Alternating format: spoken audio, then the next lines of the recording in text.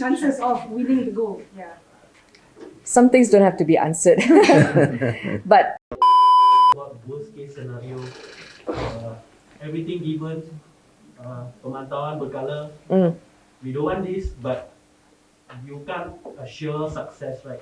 If the athlete couldn't, with so many reasons, couldn't adhere to the agreement, how the process of dropping them, or we have tried everything given, and this is the worst case scenario. So what would be the solution?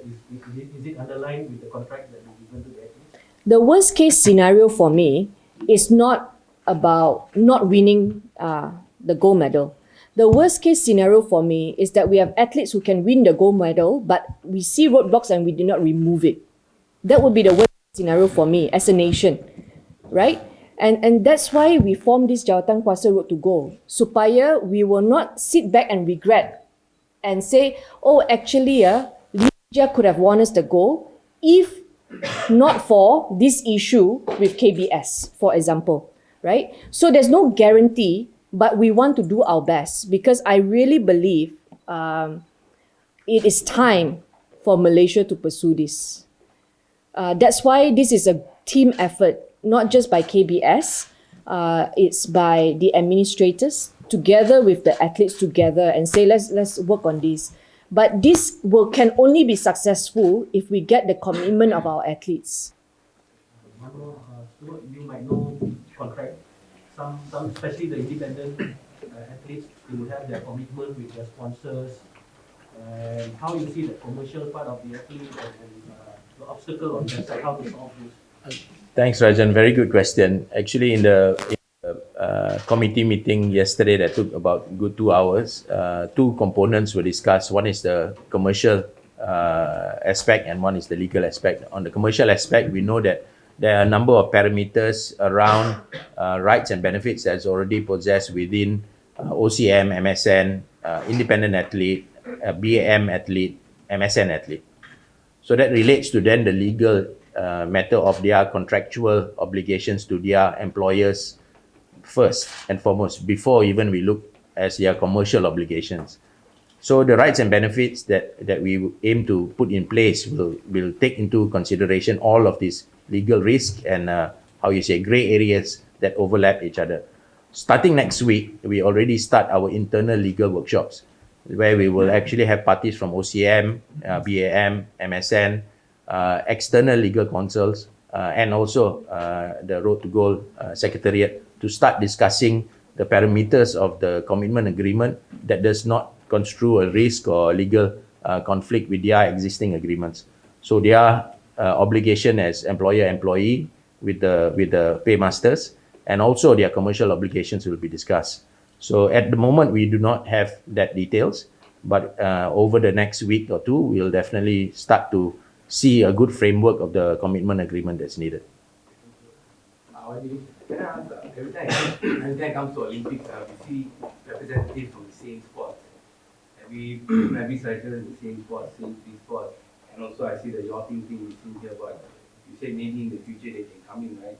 How do you feel every time when it comes to Olympics, the entire country has to really rely on the same sports, for representatives? Are we relying on this? I have answer for you. That's why we look at Akta Pembangunan Sukan.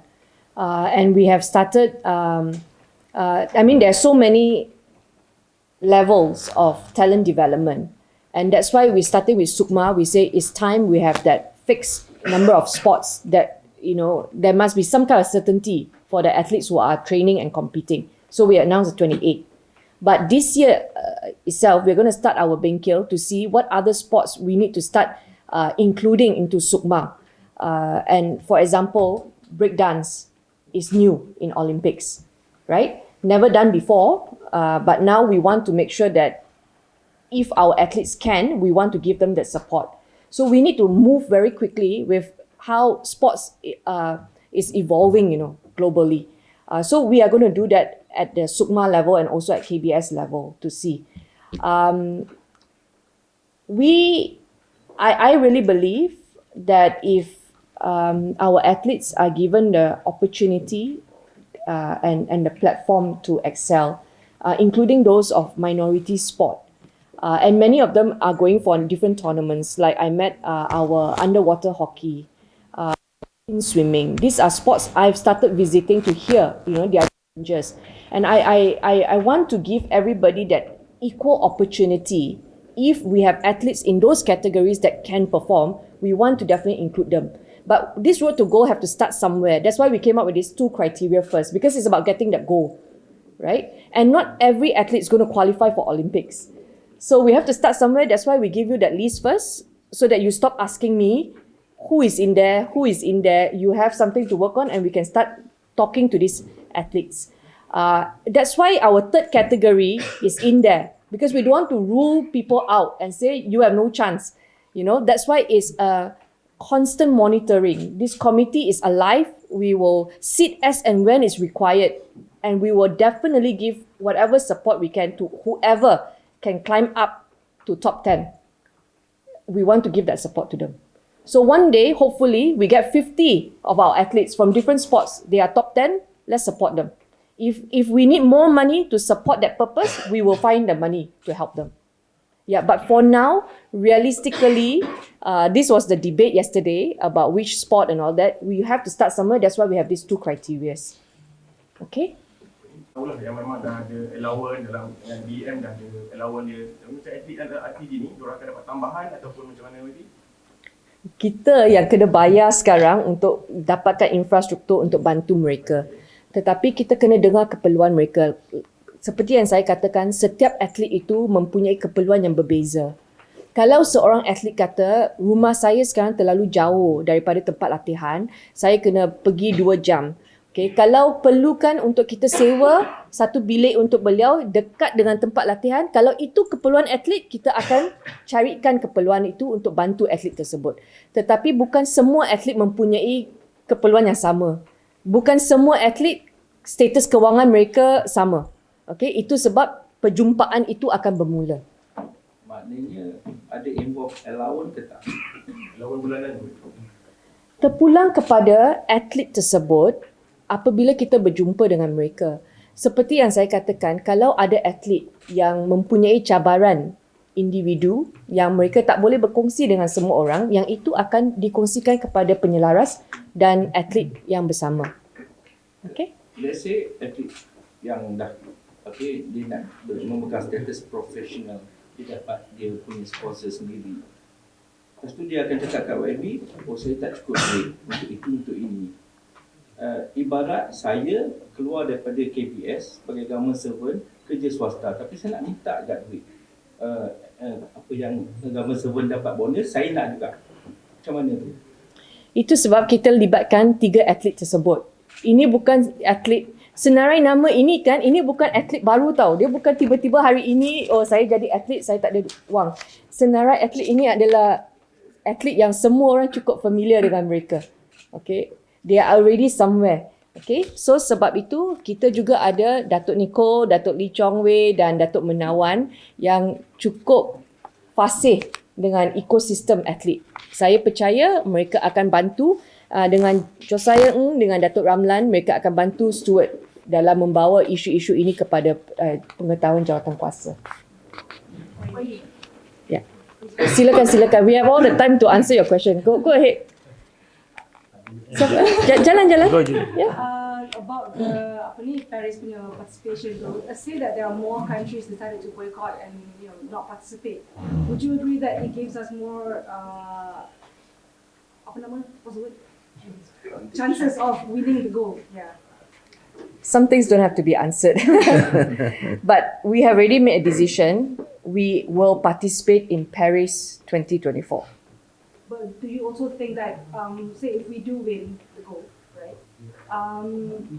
Do you see this as a good thing, or how would you describe it? That some people might argue, some people have already been arguing that, there are more countries that participate. Hence, we win gold because of that circumstances.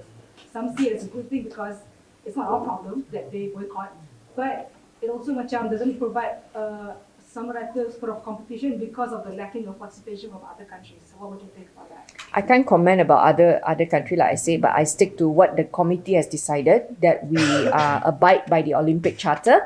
we don't mix politics with sports. And when our athletes go, when we send them, they're going to give their best. And if they've given their best, then they deserve to win that medal. Yeah.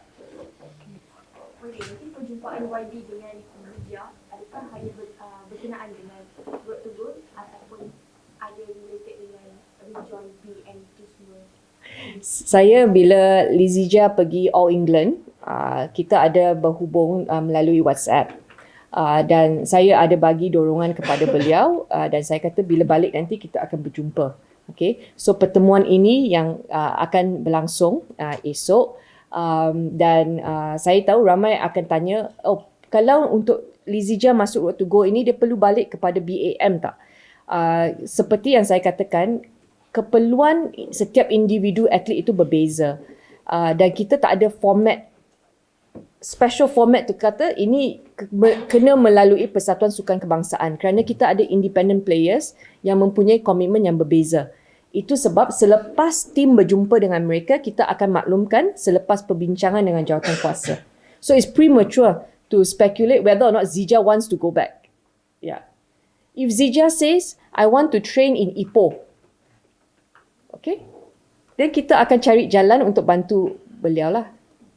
Mengikut kemampuan kita juga dan mengikut perbincangan atlet. Datuk Lee Chong Wei ada dekat situ. I'm sure Datuk Lee Chong Wei can advise Stuart whether this is a reasonable request or not, because you are also dealing with athletes who are very, very experienced in the committee.